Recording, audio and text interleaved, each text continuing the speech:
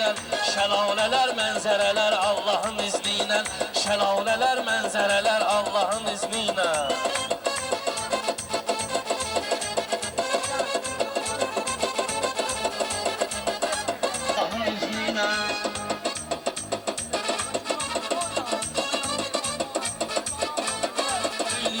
Dağdəriyə bənzədi variflər, pak məzarı məqbəriyə bənzədi variflər.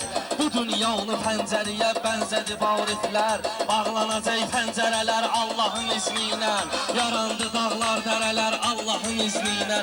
Şəlalələr, mənzərələr Allahın izniyle. Eləsi hər vaxt olub məclisə dairlər, Mahiri sözlə düşəcək tez başa mahirlər.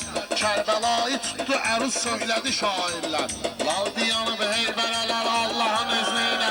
Laldiyanı və heyvərələr Allahın izniyle. Yarandı dağlar, dərələr Allahın izniyle. Yarandı dağlar, dərələr Allahın izniyle. Yarandı dağlar, dərələr Allahın izniyle.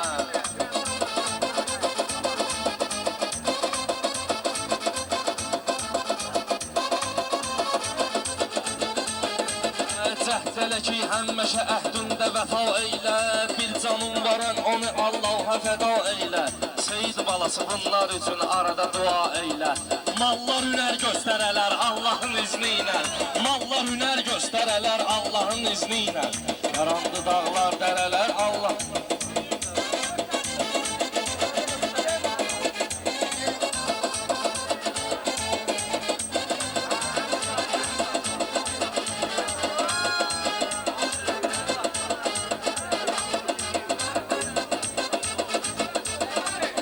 Əskəri təbrik edirəm, hər sözüm amindir.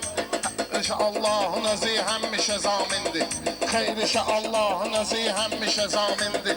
Bir neçə meyxanəsi var, coraqdılar söndü. Yandı qutab düşbərələr Allahın izniyle. Yandı qutab düşbərələr Allahın izniyle. Yarandı dağlar, dərələr Allahın izniyle. Yarandı dağlar, dərələr Allahın izniyle. Yarandı dağlar, dərələr Allahın izniyle. Əskər özünə meyxana deyəndi, qaqaş. Didib nəvəzini tutun, 12 tutun da. Ev tapşırığı qutardı bu qar. Ev tapşırığı da öyle qış qafiyyədir. Ne ev tapşırığı? Dedi qafiyyət tutun, Bir daha başqa qafiyyədir. Qış dedi 12 tutun da.